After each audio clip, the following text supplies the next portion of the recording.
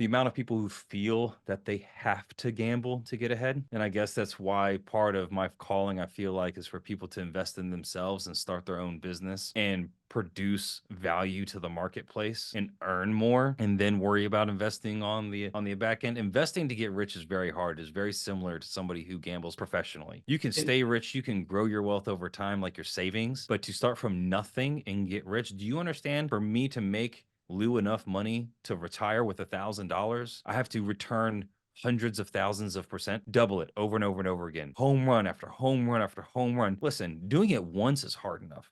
Doing it hundreds of times over, he's bound to lose all of his money. There's no way. That's just not how it that's works. one of the biggest challenges now. When you've got apps that gamify, Mhm. simple transactions, um, and then they look and the $500 that they put in is now worth 560 by lunchtime, right? And they're not So happy with that. Dude, that's yeah, a 12% return. and oh my gosh, so I'm gonna put another thousand, and I'm gonna, and then they're up to Oh. 2,000 that they have put into, Mhm. right, their cost base, and now it's down to 1,900.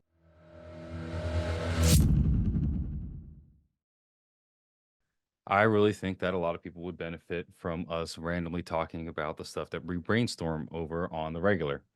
I concur. Yeah. Yeah, so my thought process was essentially a continuation of really of what it is. Your ability to see the complex, um, and translate it to the English language for the untrained ear, right? But when I say untrained ear, um, at a certain level, it's almost like I can kind of take the baton from there and say, okay, this is it in its most basic 101 form, Yeah. right? Yeah. Because that's kind of the world that those are the respective worlds that we operate within. Um, things that, and it's one of the things I appreciate about you, things that are matrix like, you look at and you're like, no, this it's this and this is this, and you don't see that. Like, look at it. You know what I mean? Yeah. Um, and even to my trained eye and trained ear, sometimes, no, keep talking, Mike. And I catch it, right? And then I've got a better understanding. And then there are other times where we're just, Yeah. simpatico on Very much so. Which is right. why I believe that we work pretty well together, even though we don't actually work in the same firm, which I think is actually kind of funny. Yeah, I tell I actually use you in my consultations sometimes. Oh, really? Yeah, I just with regards to clients that are small business owners, Hmm. like it's kind of an unofficial two for one. If they're ground level and starting to build kind Yeah. of thing, I can lean on my guy and and to that respect. So Yeah. yeah, and then obviously when I'm talking about the chamber, Yeah. Yeah. that's a Yeah. no Yeah. Yeah. brainer. Yeah. The chamber has got the chamber is actually the one that opened my eyes with how much the small business is actually being underserved, and no one is really straightforward without trying to sell somebody something like use my service. Mhm. Like there's just nothing with just enough information to kind of be out there for people to kind of do what they need to do. Like I was kind of surprised when I got into this industry that how many accountants don't actually accountant. Like they just kind of line up a ledger and file some taxes and like my job here is done. Don't worry about it. And I'm like, so there's a reason publicly traded companies put their balance sheets and their P&Ls together in such a way that you can actually run analytics on it and actually make decisions from it instead of just lumping everything together and then just be like, no, this is totally fine. And then stick it on the tax return and send it. Like you I got a can't I got do a anything call with it. from yep, I got a call from someone, a friend, 2 days ago, and she said, "Hey, I'm paying my bookkeeper this much. Is that a good rate? What are you getting?" Yeah. Oh yeah. Like, well, she Yeah. she keeps my books. Like, does she do your taxes? Does she charge you anything else? And then she charged. It was a really low number.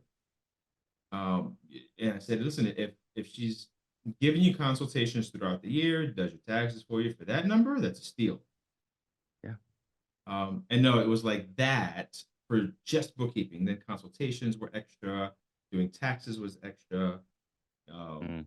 so So yeah. how are you okay. So then here enters my next set of beef. So how are you doing your tax planning without consultation? How are you doing your margin correctly without consultation? How are you doing your projected OpEx without consultation? How are you even doing the budget or cash flow conversion is what I like to call it because people immediately check out the second they hear the word budget. Right, and that's where I was gonna jump in. As soon as you said that, I was like, that's the flag, right? Hmm. A lot of times they will look at the bottom line and say, "Oh man, look, that's what we've got. Yeah, let's hire an admin now." Like, whoa, well, hold on, and there is no such individual to say that in that instance, and that's with that setup. Yeah. Um, and That's to your point, that's how you make a lot of money and go broke, right? through trying to scale. You're like, yeah, no. So I last year, play hypothetical. I last year did $250,000. I got, my net margin or your bottom line is 20% of that 50. I'm just going to 4X my sales next year. You 4X your sales, you did $1 million in top line revenue. Well, you didn't count for net sales. So how many promos and discounts you had to do to actually close those? You didn't count for cost of goods sold, which is the obligation on delivering those to the customer or the client. You didn't account, by the way, which was skewed. And then your OpEx wasn't actually that big. And so you scaled it up to 1 million and you're like, why do I only have, 120 grand left? I should have way more than this. I 10X'd it. I should have 500,000 or whatever. I'm like, well, that's, or actually, no, sorry, 4X. It was a quarter million, not 100,000. So quarter million, 4X, instead of 50, taking it to 200. Yeah, you only got, yeah, 120. You're like, what happened? I was like, well, your margin was gross and a lot bigger than what you thought it was. Oh, by the way, your accountant's not going to know to look at that. Apparently, not very many CPAs. By the way, if you are holding out on me on CPAs that actually know how to do this, we're going to fight because I need more CPAs who know how to do this. So I'll tell you, I did. I was looking for another CPA to use in my network, and came across one, but I just did not. There wasn't a good personal connection. It Yeah. seemed like the ones and zeros were on point, but the very direct business Hmm. approach, like I almost felt rushed, and it was a 1-to-1. That's weird. All right, yeah, no. Well, okay. So, in a lot of accountants and CPAs' defense, the people who run their own businesses, the personality type often that you see in accounting is not social. So, like, a lot of them miss social cues. A lot of them, because that's just the hyper, everything's super logic. Not, I mean, they have EQ, but you know what I'm trying to say. Like, you never like Yeah, for sure. the super brain child. Like you're watching Sheldon on TV. Like they can do the math formulation in their head, but they're really happy when you're not talking to them. But yet they really want to help people, so they go into practice for themselves and then they got to figure out how to then talk to people and it doesn't buff out super well. Yeah, this was yeah, just I almost felt like I was a bother. Like I think I would have been able to get through um Oh, so he was just if not enjoying being there. that's the vibe I got. Okay, not like the hey, I have social anxiety, but like I don't actually want to be here. Yeah, yeah. So I'm like, well, if I'm getting that vibe, there's it apologize for the inconvenience. God bless, have a great day. Yep, You know, just click it it and was move on. it was a pretty short convo. And that was as close as I got to finding what I was looking for in a CPA. Hmm. Speaking of our opposite ends of how we provide our services, and you're able to kind of touch the every person, and I kind of pick the people that almost like the forced audience, like, hey, you actually have to care about your numbers, so let me tell you about your Yeah. numbers. But um, real quick on your On your journey, did you also discover who your target audience was by accident, or did you kind of already go into it knowing who you wanted to actually talk to? Or is it just kind of the group of people that you ended up clicking with? Great question, dude. So it's kind of I knew coming into this who I wanted to help. I just couldn't quite figure out how, Oh, okay. right? Okay. Until within the past few months, Okay. it's starting to come to fruition, Nice. right? So for context, for anyone who doesn't have an understanding, you know, doing what I do on a granular level is a very long process. It is hand holding, Mm-hmm. right? It's a lot of hand holding, super granular. This is a stock. This is what it means when you buy a stock. This is how Oh, you can make and lose money with the stock. nice. This is a bond, right? So it gets down to that level. Now, only, first of all, only if need be, and Yeah. only if want be, because not everyone wants to know that. Um, so there's way to kind of accelerate it somewhat, Okay. but I need my client to have a basic understanding so we can have that conversation. Mm. Unless it's something as simple as a 401k rollover, where Yeah. those Which is pretty conversations are straightforward. pretty quick, straightforward, right? Um, Everything I do is based on it's financial planning, right? So it's not strictly investment management, Yep. wealth management. It's like, well, if this is where you are in life, right? And this is where you want to go. Mm-hmm. We have a few different ways we can get there. Mm-hmm. How do you feel about each of these? Yep. Some are optimal, or some are more optimal, but usually more painful. Right. So What trade-offs are you willing to accept? yeah. And what lifestyle things do you have to have? It's something actually I talk with my clients all the time. Like, listen, you're not a robot. You're not going to stop going out to eat altogether. All I'm asking you to do is budget it and be very real with yourself how much you're spending. That's right. Exactly. So in order to be able to do, you got to have some form of communication. You have to be able to speak the same language, right? They have to do a little bit of a little bit of the work Mm-hmm. in there. And then we just continue to go through that process. So what does that person look like? It is not the individual that's going to say, "Here, do what you do. Call me if you need me." No. You know what? I know somebody who really doesn't care about you in the least. Nothing personal, strictly business. Because he'll make you a buck. I can promise you. I'm Oh. not your guy. I'm Yeah. not your guy. Yeah. Yeah. Yeah. Yeah. So to answer your question, I knew who from day one. When people always ask me, "Well, who's your target audience?" Me, Yeah. the person who wants to have at least a basic baseline understanding Mm-hmm. of finances and what Yeah. does it mean? What is an ETF? I hear about this all the time, and why? What's the difference in the two But what's an IRAs? ETF and what's an ETN and what's an ETP? Yeah, like, which one should I do? Like, which one gives me more money? Which one's better, right? Like, it's not Oh, that if there simple, was and a this is why. that is not the right question to ask. Exactly. So when I get those, like, okay, pause. Let's We're break gonna it down. back up a couple of steps. Yes. we need Yes. to we need to discuss one, what securities are, their purpose in the marketplace, and what you're actually buying. And then we can frame the conversation. Because my mind, I immediately go to, and again, that's a great point because I turned into the advisor I wanted to be.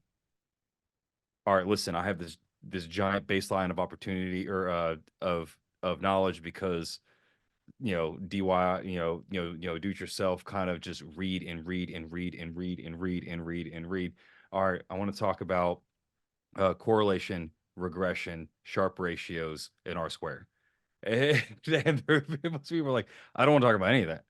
I don't look at me with that. Don't come over here with that. Yeah. Like I don't want to know. So and so when I approach It's almost kind of difficult, and I kind of wish I was like a better artist, because I almost want to show them like this giant globe and like how the pieces touch each other. Like, I hope you know that the majority of the S&P 500 is tech stocks, and then which has a very high correlation to the Nasdaq, which is the top 100 tech Mhm. stocks. And so the Nasdaq is a high beta version of the S&P 500, give or take, with a little bit of correlation or yeah, with a little bit of benchmark drag, a little bit obviously because you don't have too many banks or anything underneath. And like the S&P 500 has Berkshire Hathaway in it, which is its own microcosm of the S&P 500 S&P. inside of the S&P 500. And so when I try and talk to clients about that, and we talk about hedging and we talk about breadth of market, it's more of liquidity of assets. How do they correlate with each other? So if this one goes up, what's the odds that this one's going to go down? The size positioning of this. Do you have any non-correlated assets that kind of just wander around and do their own thing, kind of like gold, kind of like trend following, give or take here or there, and then just kind of mush the circle together and then kind of show them how that going forward. It's not an all weather, but for the environment, because no one actually knows the future, no one has a crystal ball. For the current environment of unknowns, why this is appropriate. And so, because I'm not a big fan of the all-weather portfolio or levered 60/40s, like, well, I mean, Ray Dalio and Bridgewater, I mean, they're some of the greats in the world. And yeah, when the 30-year bond is 1.5%, you kind of have to put some leverage on that thing to get it to actually move against your stocks. But as we're seeing now with inflation over, we'll call it 2.5%, all of a sudden bonds and stocks are correlated. And so what are you supposed to put on the other side of that bet?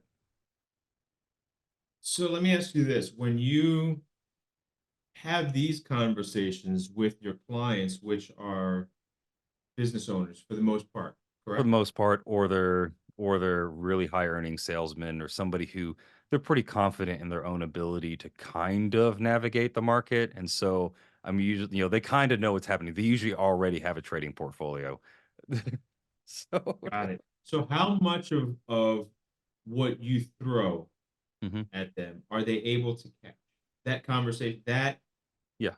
right And there. so surprisingly, it's a lot depending on. So basically, I can tell kind of where they're at based on the questions that I get from me asking about their own portfolios. Well, why did you choose this? Well, why did you choose that? Well, why did you like this? Like, none of it's wrong. I just want to know why. Mhm. And how they talk about their investments tells me a lot about what they know. Now, correlation is important, and that's a concept I'll explain. But when you start getting into technicals or talking about carry strategies or trend following or quant strats, kind of just skip over that whole thing and just talk about how many non-correlated items to equities do we need to utilize because bonds tend to be trading in tandem with equities at the moment. Until that changes, we need something that's going to do something in the portfolio as a hedge, and then also express the important of flow. So currently, over 44% of the market is passive, ETF based, and so if you have to decide between if you want to buy Coke or Pepsi, this is not an endorsement of either, it's better for you to buy a basket of both of them in Yeah. there. Yeah. Because if you miss large money trends who don't care, it's not, I don't think I'm going to buy the S&P 500 today. I think Tesla's trading at too high of a PE, or Apple's trading at too high of a PE, or I'm going to buy extra S&P 500 because Berkshire Hathaway is underpriced right now. Fundamentals have not mattered for the last 14 years. Not at all, not even a little bit. Everything is flows based. And so you need to get in with the flow and then understand how to hedge that flow. And so something like a Vanguard product, VTI, VOO, some of the biggest broad index markets or baskets in the world, they don't have a liquid options market underneath. So if the client doesn't care, they just want to buy, hold, they want to ride the wave, awesome, cool. Those are amazing products. However, if you have a client with a tradable account and a tremendous amount of money in a position that they want to hedge and they can't sell it, SPY or State Street SPY becomes a lot more attractive because the options market underneath it is incredibly liquid. And so you can actually put on collars or other option strategies to give the risk profile that the client actually wants. So explain what that means, the option strategies underneath. Okay, so Because to me, the untrained ear, right, yep, would, hey man, that Buffett guy says, go with the S&P and I'm good. yeah. If I do that, So I'm there are fine, many, right? many, many flavors of the S&P. Yeah. Again, I'm about to list some tickers. This is not an endorsement of any of them. So you have the standard market cap weight basket. That's the majority of them. There's only a handful of them, like RSP, that are equal weight S&P 500s. Those are usually utilized to compare and contrast how the breadth of market participation in up movements and down movements, how much the equal weight moves versus the standard float adjusted basket. So you have, let's take, we're just going to use Vanguard and we're just going to use State Street. I know Schwab has one and everybody else has one. We're just going to use those two just because they're the easiest and some of the most popular. So the options market, call and a put, option to buy, option to sell, and you can sell the right or buy the right. We're not going to explain what options are exactly. However, if you want to cap your upside and enhance your return yield, so like the S&P 500 has, we'll call it between 2.5 and 3.5% dividend. You want to enhance the dividend, but cap your upside on the stock running, you can sell a call. If you actually are worried about the market and want to sell some of your position, and then but still participate to the upside if it rips, you can actually sell some of your stock position and buy calls to participate on the upside with limited downside, because the most you can lose when you buy an option is the premium. And the same thing with the downside. So the example earlier where you have somebody, it's a taxable account, it's a standard brokerage account. This is not a retirement account.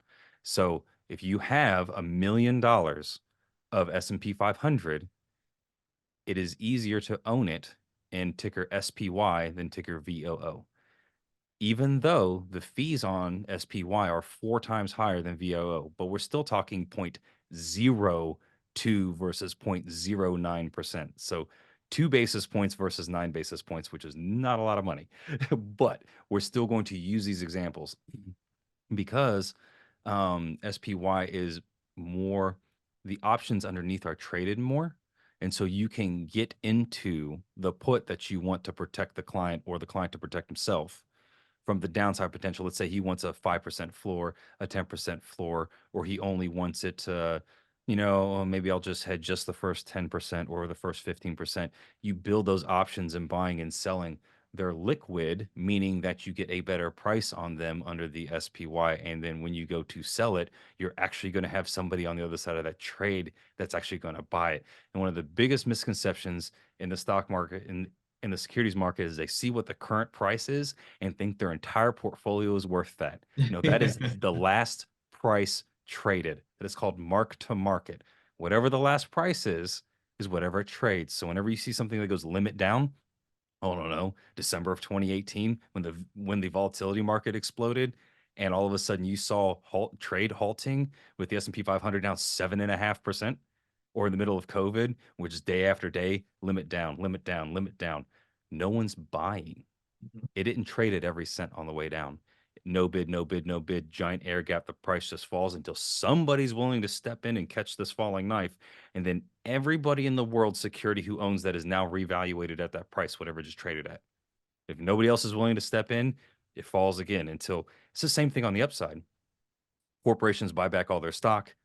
There's not a whole lot left in the float. Passive receives all this money in, pushes pushes it higher. They got to buy. The price has to move higher to get somebody off of the stock so that these large ETFs can buy it. It's going to push it up until somebody's willing to sell it. And well, that's called gamma. But we're going to kind of leave that alone. But that's why you see some of the current market dynamics and prices, which is very counterintuitive. Nobody's looking at the actual health and fundamentals of these companies, but everyone else is assuming everybody else is. And so that's where the trickiness in the market kind of comes from, where you got to kind of That plan your sounds hedge. awfully much like the housing bubble, right? Yeah.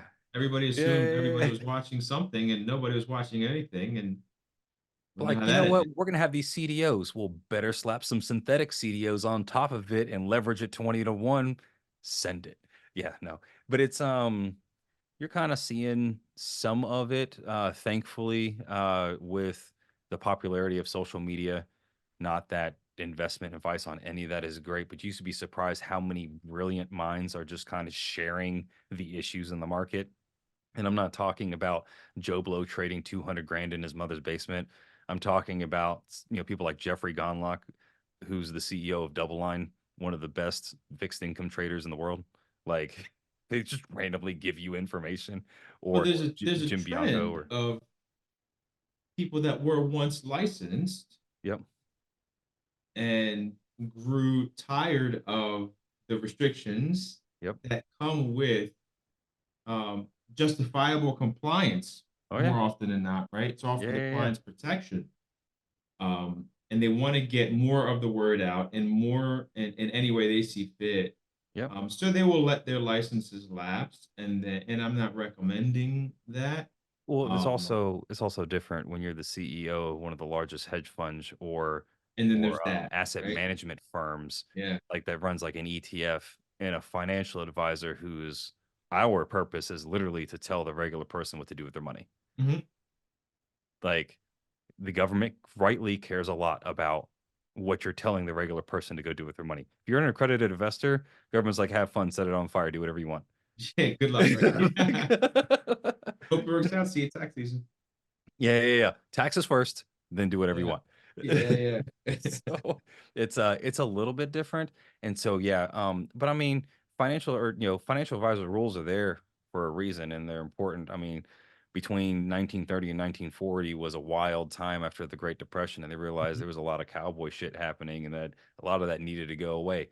Now the problem is not a lot of these rules have changed. I mean, look at the banking regulations and the banking rules. These are not changed until after crises happen. I mean, look at Basel III, look at Dodd-Frank. Like, these are they. Oh, that was a terrible idea. Maybe we should do something about this. Look at Silicon Valley Bank last year. They didn't have a risk manager for 14 months. They're like, yeah, the Yeah. the, the credit book will hedge itself. I'm like, you can't buy 30-year treasuries at 0.7% interest rate. Like, that's gonna be okay. I mean, does everyone remember back in 2021 we were arguing whether or not the US, so the world reserve currency, US dollar, 10-year treasury could go negative, the rate at which every asset on the entire planet is priced off of? We really had that argument. Well, can it go negative? Is it going to go negative? We get That's not how that works. But if you were one of the naysayers like that, common sense says absolutely not. You were ridiculed. It's the same people who try and use prudence with Bitcoin or any cryptocurrency. It's the same people who want to use prudence in the market or in bonds. You get ridiculed for using some brain cells, some sanity, and some caution. And that I was just about to get there. So I'm the Bitcoin guy now, right? And none of that applies to me because everything I have is in Bitcoin. Yeah. In fact, I'm about to take out a second mortgage. I'm going to put it in Bitcoin, and none of it negates all of that, right? None of that applies to me. Why is that incorrect, Michael? So the problem is in human nature, we tend to take whatever trend is happening around us and extrapolate it into forever. Mhm. Like, oh, this is totally good. I mean, same thing on the upside or downside. You would ask anybody in 1997, 1998, we're like, this is the greatest thing that's ever happened ever. And then we didn't really get a super serious recession in 2001, but like the NASDAQ went down 80, 90%. Just like, surprise. Or if you look at housing, everyone's like, housing doesn't go down. Everybody thought that. The banks thought it. The regulators thought it. The regulators were turning their eyes to it. Everyone was stamping literal piles of dog shit, AAA, selling it off. Everyone was just making money hands over fist. And then all of a sudden everything went down. And like, oops. And then AIG, in their infinite wisdom, is the one who insured all the credit default swaps between the US and Europe. Like, that was going to buff out. But oh, no, no, no, no. You raise questions today about insurance companies' exposure to commercial real estate, you get looked at like you're crazy. You start talking about these mutual companies selling annuities and life insurance, what their leverage ratios and their balance sheet looks like, who these sub-insurers are, or their exposure of their general accounts. No, no, no, no, no, no, no, no, no. You can't talk about any of that. Or you be So what do you mean by insurance companies? Is there something wrong with my life insurance policy, Michael? we'll just say that total aggregate exposure from insurance companies to annuity or to insurance companies is about $687 billion dollars. And what does that mean So to commercial real to estate me, has got Joe Main Street? so this is a commercial real estate problem that is exacerbating other problems. So insurance companies aren't actually the root of this problem. They just have unintended exposure to it because until 2022, it was the only thing actually providing a decent yield that you could hedge annuities with. So a bunch of insurance companies bought a whole bunch of REITs to try and make up for these payments on hedging these annuities. The problem is everyone thought and still thinks the commercial real estate only goes up. It's almost like we didn't learn our lesson from 2008. And the amount of people who refied in 2021 in commercial real estate at what would normally be 18 to 9% cap rates, we'll call it 18 to a 7 is generous. No, no, no, no, no. We're talking lofty valuations with a 3% cap rate, meaning that with a, or sorry, and also with a loan to value over 90%. Your room for error on that thing is nothing. Oh, shocker. After COVID, nobody's going back to work. None of these buildings are cash flowing. And some of these buildings aren't even worth the value for someone to buy it and tear it down. It's not even worth the value on the land. The building is actually a liability. Like there was, I gotta find the article. I'll link it somewhere. But there was a building that was bought in 2006 for $120 million, was just sold for $3.5 million. So is that for all commercial real estate So or all just the big boys? all commercial real estate is valued off of its ability to generate money. It's not like your house, it's not like residential where oh it's the interest rate and who can kind of afford the monthly payment and sometimes an investor comes in here and is willing to bid it up a little bit more because they're just going to rent it out and they're just going to jack up like the rent prices. Commercial real estate is basically purely valued off of its ability to generate investment return.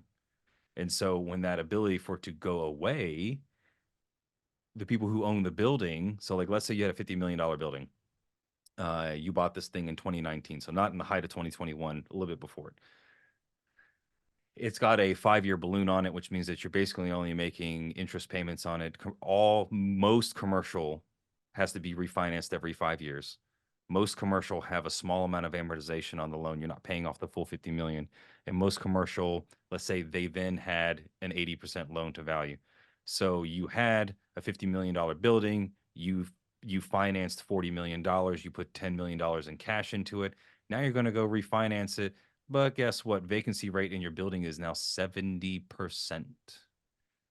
Your building is maybe worth $12 million with with a 50% loan to value. You can only finance 6 million. You owe 40 million on the building. What You happens have to to that owner in that situation? they have to come up with $34 million cash to actually refinance it. Cash to refinance it. And so, and you saw some cracks in that last year where BlackRock actually had to suspend redemptions in some of their REITs. So it is unintended consequences. That is the portion that bleeds over into insurance companies. Insurance companies are not commercial real estate investors. They don't care. They just need something that produces a yield.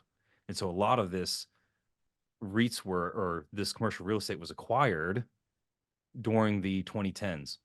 A lot of these 30-year and 10-year treasuries were acquired during the 2010s, where their business model dictated that they do something. They have to generate this yield to pay out on these claims, to generate yield on the general account, on the cash reserves, and to hedge these annuities.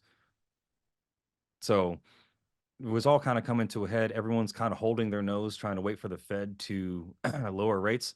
But now that CPI is turning back up, and and the Fed is guiding away from rate cuts this year, like almost completely. So Um, what does that mean for me? I own a small business. We're okay. We're making ends meet. I keep hearing the CPI stuff, and the feds are mhm. supposed to be doing this, and the feds are supposed to be doing that. Who are these feds, and what are they doing? So Jerome Powell is the head of the Federal Reserve, separate from the U.S. Treasury. The Federal Reserve is in charge of monetary policy. The Treasury is in charge of fiscal policy. To most people, you're like, cool, those are names. Awesome. Great. Basically, the Fed is in charge of the price of the money, and the Treasury is in charge of where the money goes. So money used to be free. From about 2009 to 2021, money was basically free. Well, it's not And anymore. we'll And we're probably returning. not go back to that. And Yeah, I'm like, no. So actually, honestly, counterintuitively, is much healthier for the economy for interest rates to stay over, call it 3.5%, and let all the zombie companies who did a piss poor job of building a real business model set a whole bunch of money on fire, let them go bankrupt, and let more efficient actual companies take their place. But we're so afraid of the business cycle that we keep trying to paper over it, and this is where this inflation problem is coming from. As the average small business owner, inflation just is going to make it a lot harder for you to keep up, and you have to very much pay attention to what your product and service is worth to the actual broad market. Now, what does it mean for employers? They're starting to lay people off. Everyone's announcing layoffs. What does this mean for the housing market? Oh, you just lost your job. Guess what? You don't want to sell the house with a 3% interest rate. You don't have a choice. Now, all of a sudden, inventory starts skyrocketing, but rates are 7.5% today, 30-year fix. Good luck with that. The average home, 400 grand, it's way different from a 3% interest rate than a 7.5. You're looking from like a $1,900 mortgage all the way up to like 36. Like it's bananas different. And so people can't afford that. So either interest rates move or the valuation of the house moves to meet expectations because consumers don't buy houses based on what the price is. They buy houses based on what monthly payment they can afford. That's the only thing anybody gives a shit about. So, well, guess what? It's not sustainable. And so when you people are like, oh, it's always a great time to buy a house, I'm like, listen, there are like 7 boxes you need to check before you just go and send it. Like, please back mhm. up. But anyways, to originally answer your question, what does this mean for the average small business owner? This means you really need to pay attention. What does this mean for your average W-2 worker? This means that how you need to start looking at the financial health of your company. I'm not saying we're rolling into recession. That's not what I'm saying. I'm saying the Fed doesn't want to see inflation, and the Fed still believes in the Phillips curve. The Fed still thinks that there's a positive correlation between the employment rate and inflation, and they have said it dozens of times last year. They want to see unemployment come up until the point that inflation comes down. And if you want to know what their favorite inflation metric is, it's core PCE. You just Google it. It's all over the Fed's website. You can see exactly where it's at. It comes out every month.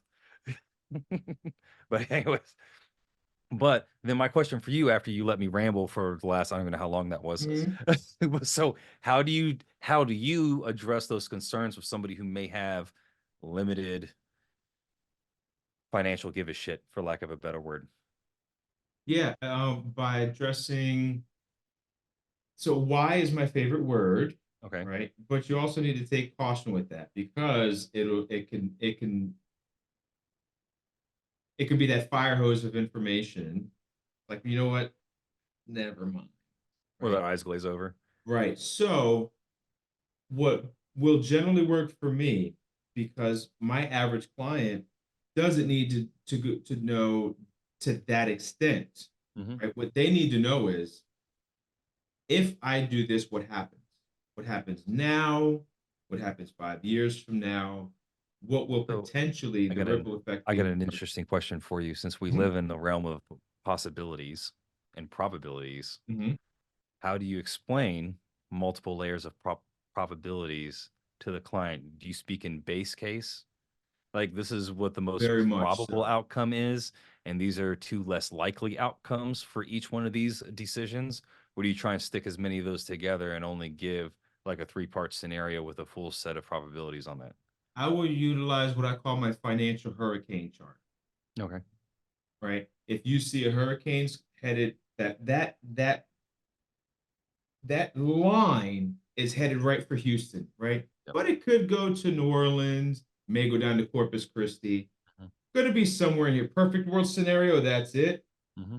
But it may wane either way, right? Some fluky thing happens, banks are hard right. Now Mm-hmm. it's hitting Tallahassee. it could commercial dip or down to sorry, Mexico. Chinese or yeah, Chinese residential real estate crash. Right, right, right. Everyone's And By the way, the only upside of that is thank God China has a closed capital markets, which I still don't understand why people willingly, under their own volition, put their hardworking money inside of China. Like that's actually going to do something great for you. But anyways, hopefully there's not a lot of external banks with a tremendous amount of exposure to that because that's going to be wild. Anyways, continue with your thought. yeah, so so I will utilize that. Hmm. And I've got some software that says, all right, well, if we do this, it now that's moving this way or it's moving this way. In this case, it's a horizontal chart. So it makes it very basic for them to see. And now we're talking about your risk tolerance, Hmm. right? Because if this decision hits, this is worst case scenario as opposed to this. Yep. And this is best case scenario as opposed to that. But we move that line from here to here if this thing works out. So And how do that you gets as prepare? granular for my people as their car shopping Hmm. and the difference in the car with the heated seats versus without the heated seats is Mm. 450 and 400. Hmm. Well, that extra $50 a month is coming from somewhere, Yeah. right? And it's not savings. If, can you spend $50 a month less? Because if not, the only other option is to invest $50 a month less. So which trade-off is going to work for you? And And they'll compound. decide from there if they want to spend less, save less, or invest less based on that financial hurricane chart. Yeah. And the compound annual growth rate on that between now and retirement is a lot more than those heated seats. Exactly. So when you Like when a you lot. when you when you factor that out, Hmm. and it's like, all right, it's a roughly $350,000 swing. And when you're in your 60s, did you still want them? Because if you do, that's fine. I'm not here to tell you, no, don't get your heated seats. No. I'm telling Yeah, you, if it's you just invest $50 a month less, that's what it boils like down to. yeah. My job isn't well, I my job is to tell people what to do with their money. But understand that people are people and you got to do what you got to do to like sleep at night. My job is to make sure you have all the information so that you can make this informed And decision that's my thing. as a I will neutral educate third you party. so that you can Yeah. make the informed decision. And not educate you in ways that I've seen other people do, where I'm going to educate you on why this whole life policy works for everybody, and we're going to jam it down your throat no matter what because of whatever random reason, because that shit gets on my nerves. But I'm going to educate you about this. Oh yeah, why it's a great time to get a reverse mortgage? Okay, no, stop. Yeah, the if Like, this then that's. yeah, like it's just becoming buzzword sales tacticy thing that's kind of annoying. So there needs to be another way, like could use the word like fiduciary, but not very many people actually know what that means. Like, my job is to be here and to keep your interests in mind absolutely first and tell you and answer all of your questions so that we can guide you through this decision making together that makes the most sense for you, regardless of how much money I make out. Like, it doesn't matter, like just a fee for advice, and then we're gonna min max your outcome. By the way, the amount of people I talk to, and they're like, "What's min max?" I'm like, "You never played video games in the early 2000s, did you?" Because that's. But anyways, So on your your average client, mhm. how much of that do they need to know? Do they need to have an understanding? So it's funny. I get two clients that shows up. This now, again, I'm talking on the personal side, finance side. Their business finance. Unfortunately for them, they don't really get a choice but to kind of understand what's happening in their business because they kind of need to. You are the business owner. You kind of need to understand what's actually happening in here. And my awesome camera's doing awesome things again. Please chill. Hey, we're back. So, I either got the person that's like, "Oh, thank goodness you know everything about this. Here, just handle this Go. for me, please." So I'm like, "All right, well, let me tell you." Like, I don't care. I'm like, "No, no, I need to tell you." They're like, "I don't." Yeah. That was really weird the first time that And that that's why happened to I'm me. asking. I Yep. was like, la la la, I don't care. Just make it happen. I'm like, no, seriously. Every 6 months, we're gonna sit down and we're gonna talk about your positions and why that your positions are your positions. I get it. but you need to understand what your money's doing. We're not going to play the whole on a micro level of what the banks did in 2008. Like, I thought everything was fine. Why isn't everything fine? Why is my account down? No, no, no. We're going to have a conversation. It's going to be real high level. It's going to be real general. We're just going to have these broad stroking terms. So we're still at least going to talk about it. Or the person who's excited because they want to min max a bunch of stuff. Maybe it's the person that, they still want to, let's say they have $500,000, but they don't want to day trade the whole thing, but they still want to have fun with that. I'm like, "Well, take 20 grand, man, have fun with it." But like, and then they want me to, but they're self-taught to the point where they actually want to have the conversation and they want to understand the decision making behind why the money's being allocated the way that it is. And so I'll have that portfolio manager or that chief investment officer conversation with them.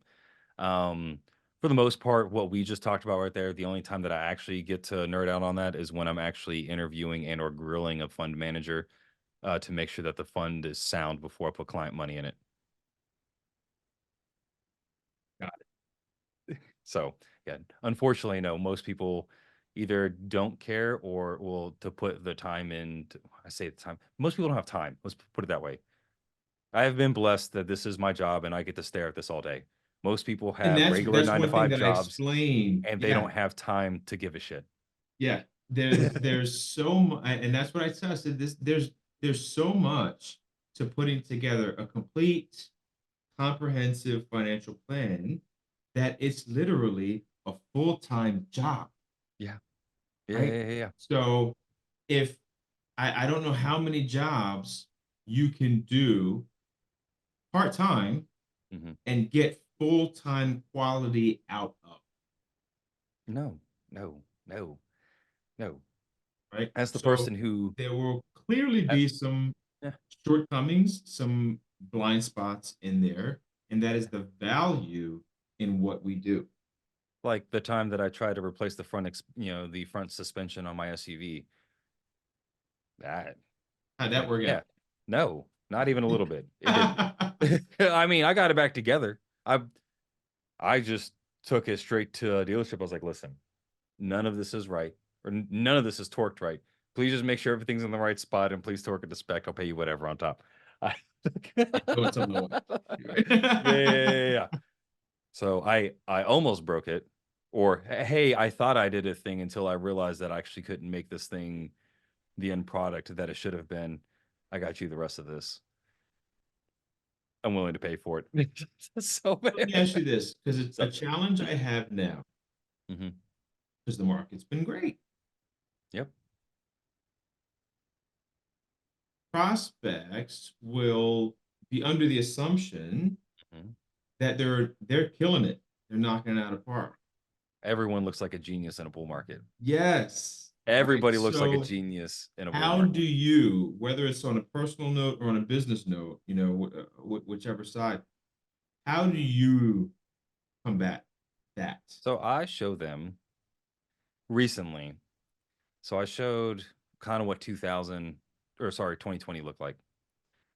Are we going to have another 2020? No. What I want to show you is Fidelity bragged that only 1% of their flow or of their passive income actually sold. Only 1%. One of the great words of Mike Green, what if it was 2? Hmm. What would that have looked like if it was 2% that's sold? And so what I get at is markets are not really super rational. If people start withdrawing their money, that's fine. It's going to go down. Are you okay with what that looks like? If you're not, you don't want that naked exposure.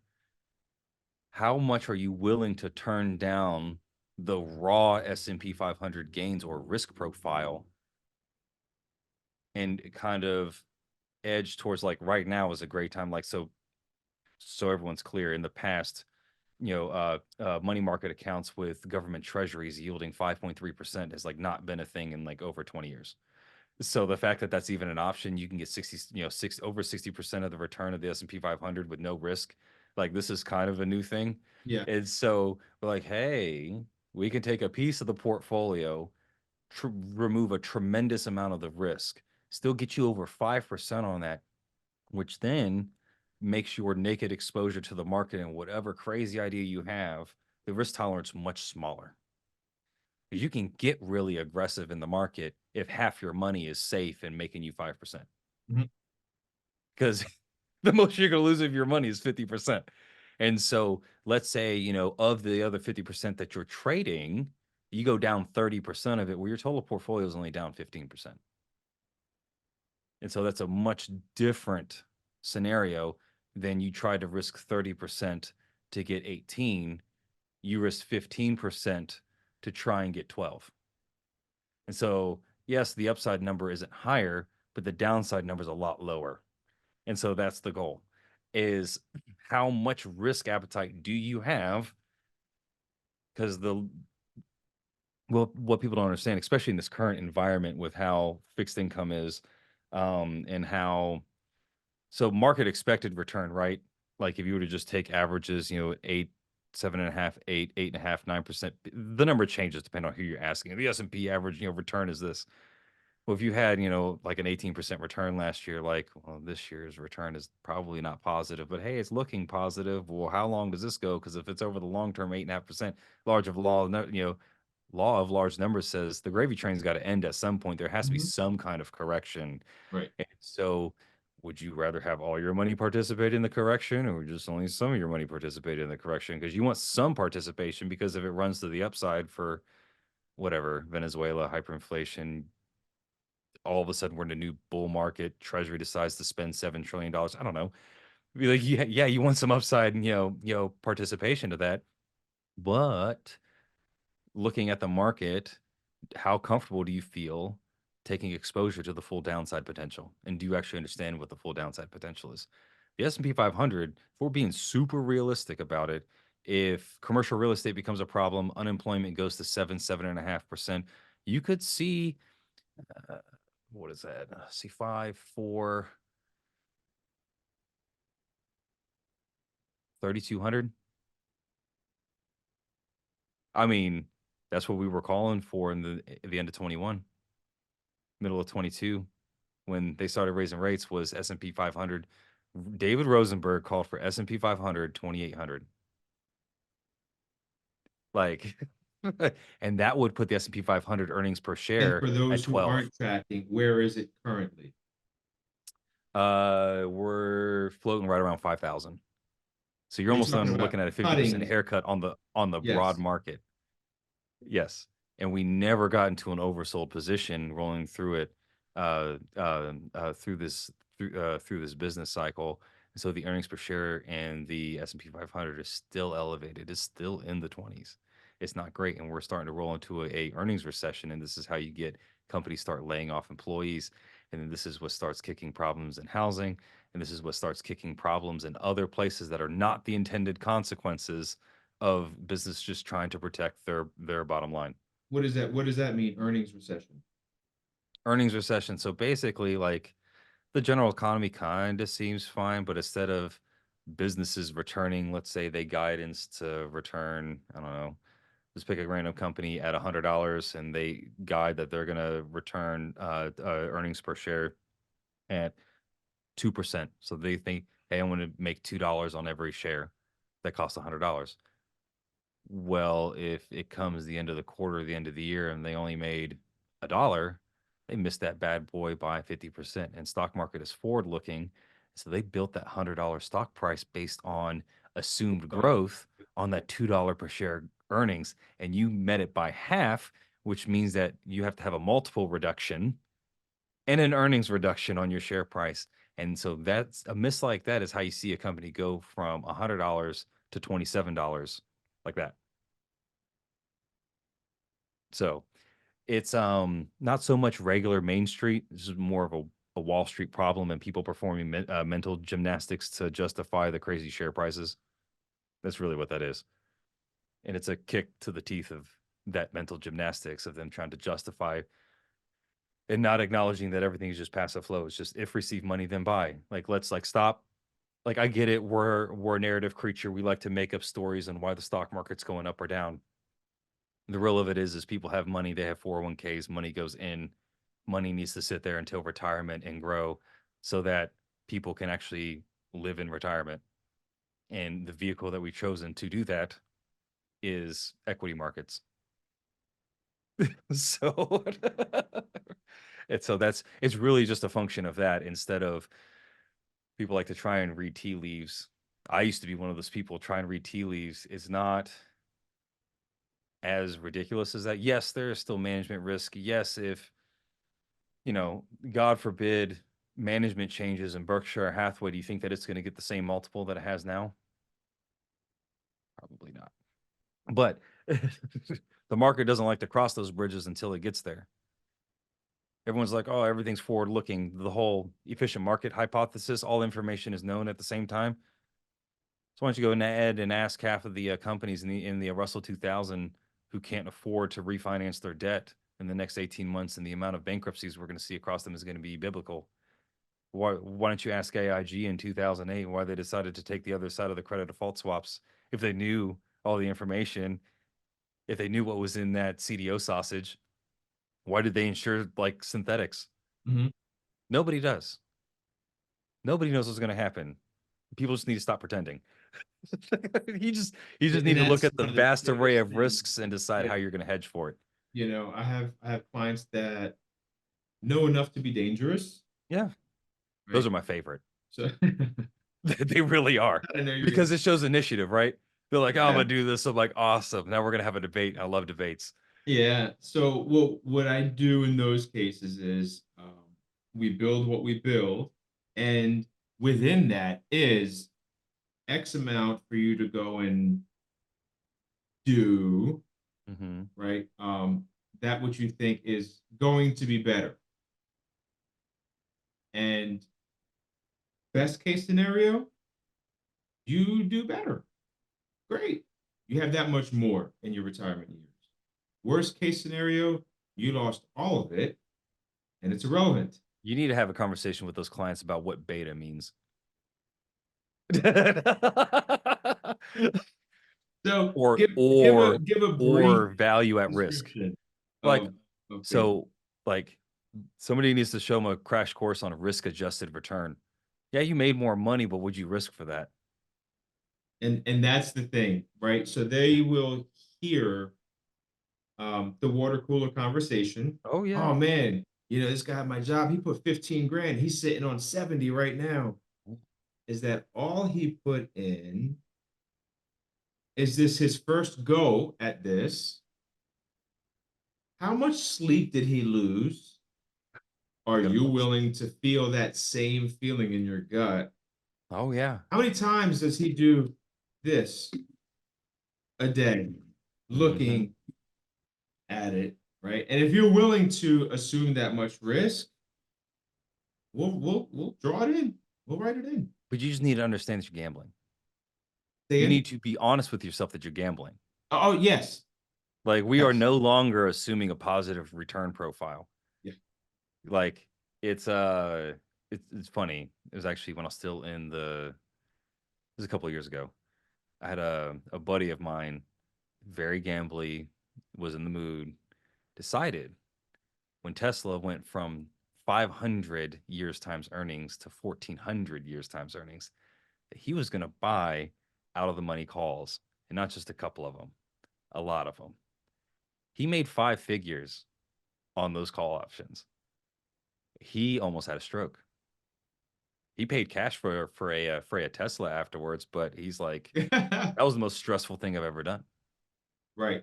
I mean, making 27 times on your money, and it could have went to zero. Like, it was not a small amount of money that to him that he put on the line. They're like, he made, let's call it 60 grand or whatever. But like, that $2,000-3,000 that he put on call options that were going to expire worthless in a couple of days, and you can't really unwind that position without taking an 80% haircut. Mm-hmm. Like, it's just do or die. And the dude was stressed.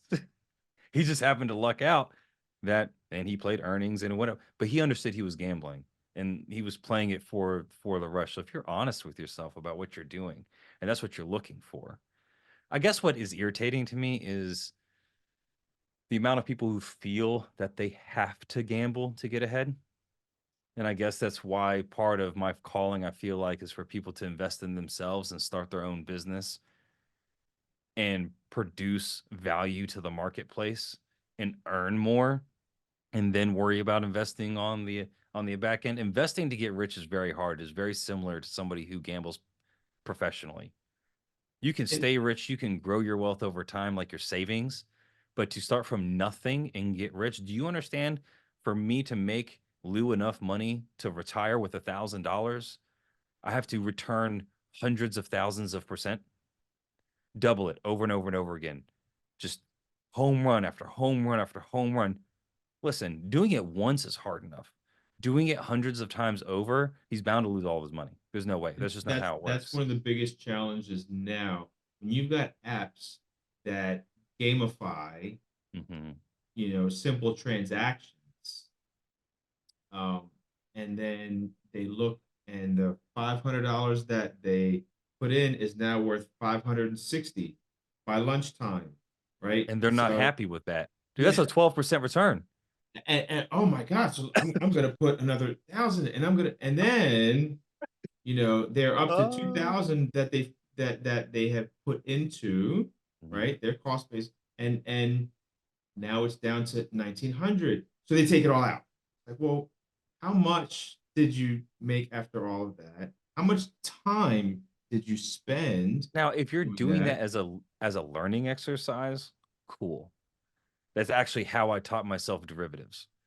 I took I did a bunch of homework on it. All right, theoretically, this is how it works. I took some real money and went into the market and I was glued to it. I didn't do anything outside of that when I was trying to figure out why the price was moving the way it was moving. This is my book knowledge that I have on it. Where's the gap in Real between world what's actually application. happening? Yes. And so, because I wanted to see where my blind spots were. Now, was it life-changing money? Absolutely not. It was enough to be a little bit painful. Well, that was it. So so I'd pay attention. You can't As put 50 lessons bucks often in are. there and be like, I guess I'll see it again, never. But like, but So how it's do you what are you doing? do when you have, in your world? So in my world, it's much because it's personal finance Hmm. and almost exclusively personal finance. It's very easy to get that, um, to establish that connection Hmm. to where we can have those types of conversations. Where in some cases, it even gets down to, all right, we're going to put money aside. Why do and this was an actual conversation. I had a client had $40,000 in her checking account when she hired me. No investments. She was pushing 40.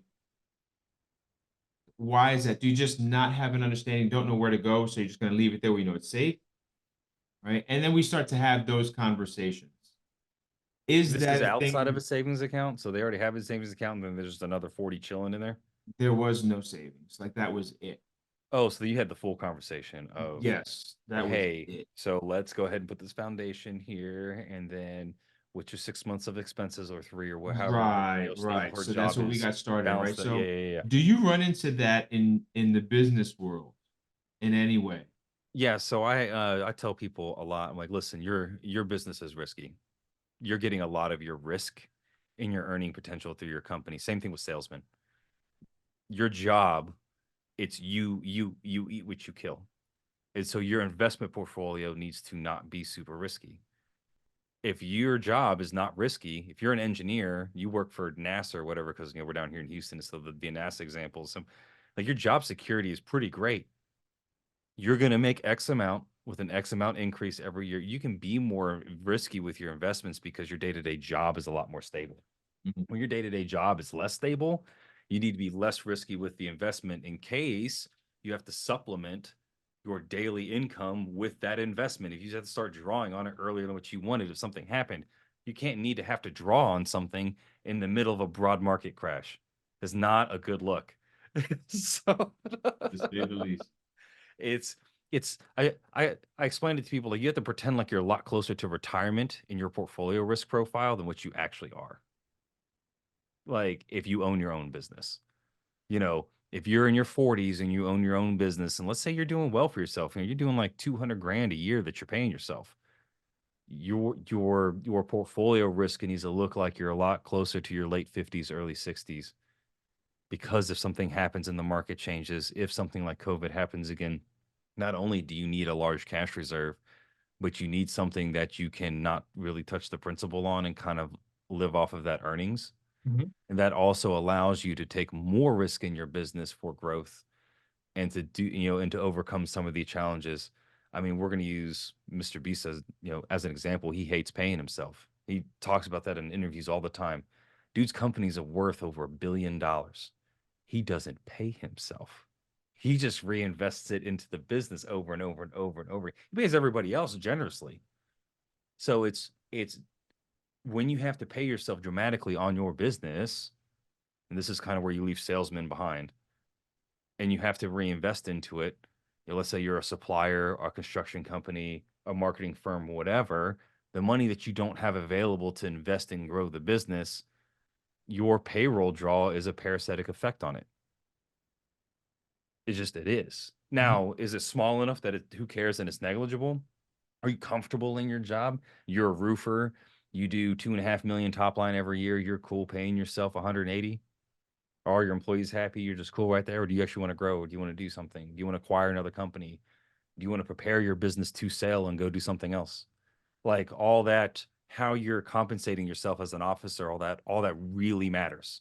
And so when you start building an investment portfolio on the side, and if you can get the money into it through your regular payroll, whatever, that you can start living off of the after tax dividend income on that before you're retired and supplement a lot of your need and a lot of your budget, that allows you to assume a lot more risk in the business. And so that's kind of a trade-off that I kind of explained. It's a There's that lot word different again. in a it's a lot different in a W-2 job.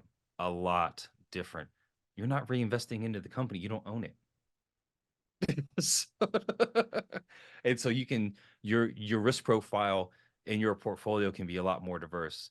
It makes a lot more sense to take a 3% lottery ticket position on Bitcoin or whatever. Like, because if it goes to zero, okay, I still have 97% of the money and I have a super stable Exactly. job. Like, that's fine, that's whatever. But that's why financial advice dramatically changes from person to person. The risk profile changes, what their goals are changes, how old they are changes, what they want, what they need, what allows them to sleep at night. It's all different. You will not find two people that That are is the same. literally a question on my consultation. What will, if you have a thought before going to bed, what thought will keep you up? What'll Mhm. keep you from falling asleep? Because I need to know that, Yeah. right? We need to know that. Yeah. Because you need to know where the client in their mind they go into damage control. Where is that? Right. I know where it is for me as the advisor, but where is it for you? At what part are you going to start panicking? You hear all the horror stories from other advisors, markets going down, and people are calling, "What's happening with my money?" Listen, Very few we expectation get. management with a client, you already knows, you already know what's going on. Like it was funny last year, 2023, banking crisis is happening. The custodian that I use is Schwab. Everyone's like, "Oh, is Schwab okay?" I don't care. I don't care who goes. Fidelity could go under Schwab. I don't care. Your account's fine. Schwab does not own your securities. Those are securities. Whoever picks up that company's pieces is the one that your account's going to move to. Like this is all hyper regulated. This is not the Wild West with a bunch of pink slips stuck inside of a mailbox. Cross your fingers, hope your piece is in there. Like that's not what this looks like. Like that's not what any of this looks like. You're not running around trading railroad bonds from 1880. Like chill. Like this is not what this. But a lot of people don't know that. It's listen. All of that is hyper secure. Your money, even in your bank account, this is what I tell people like, hey, do you think that random O bank or whatever is cool to buy the CD from at 6.25%? I'm like, I'm kind of worried about their balance sheet if they're paying that kind of money for deposits. But if you're putting less than $250,000, quarter million in there, knock yourself out. Just please keep in mind that if that bank fails, you have to wait for the FDIC to pay you that money back. Yes. Yes. That's it. So as long as you understand that. But anyways, Lou, I appreciate you letting me talk your ear off and poke and prod and ask you all the questions. Um, until next, actually, would you mind? giving people all your socials and the company that you work for, since we already kind of got who your ideal client is. Yeah, for sure. Super, super transparent on Facebook. Lou Rosado, Lou Rosado. I also have an official business page. Nice. Yep. So that's under the government name of Louis E. Rosado Jr. No O. That's Luis. Right. So I Okay. guess it's Luis Rosado. Right.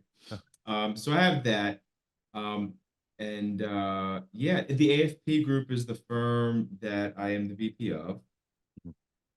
Yeah, and that's my snazzy QR code. If you need to have a one-to-one conversation to see what, if there's any more information that you would like to have further dialogue about you and your personal matter, hit that QR code, pops my calendar.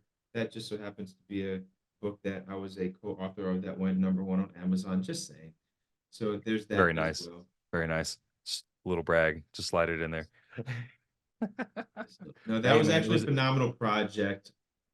Myself and there was 16 of us total, that everyone essentially just told their story, right? nice. Everyone's got a story, and we were all successful business owners, and successful people want to see other people be equally, if not more successful, right? So how do Oh you yeah. get it out there? By telling your story. So we all got together and we all put our stories together. Everyone's got a chapter. And yeah, Puppy went #1 on Amazon in the entrepreneur section. That's pretty cool. You know, That is pretty that legit. I means like that a that lot. we were able to touch a lot of souls, Nice. which was the ultimate objective. Yeah. That was Yeah, that's pretty legit. it was fun and yeah, and it worked. And it worked. Very nice. Well, I appreciate you coming on. Hopefully next time, which we'll probably end up doing this around either market events or whenever time permits. But until next time, have a good one and we'll talk to you soon.